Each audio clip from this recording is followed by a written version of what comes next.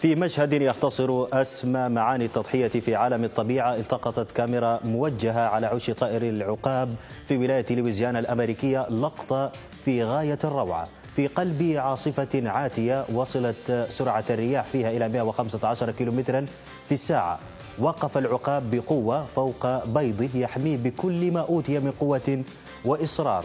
رغم شدة العاصفة التي اجتاحت المنطقة لم يتراجع العقاب لحظة واحدة، بل استخدم جناحيه الكبيرين كدرع ضد الرياح العاتية، متشبثا بالعش وكأنه يقول: لن أسمح لأي قوة في العالم أن تمس صغاري. دعونا نشاهد هذا الفيديو القادم لهذا الطائر وكيف يدافع عن صغاره.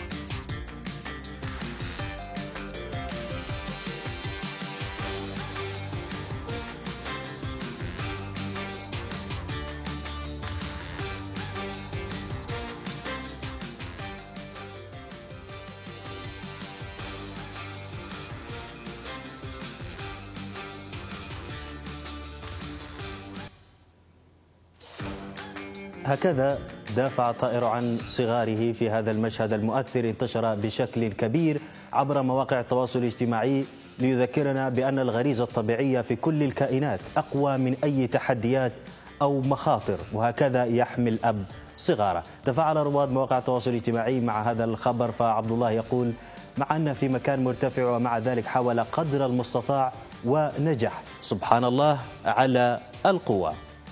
وفي تعليق آخر هنا منير يقول: شيء عظيم يستحق التأمل، حتى العش مثبت ولم يطر، مع أن بعض بيوت البشر طارت من الرياح.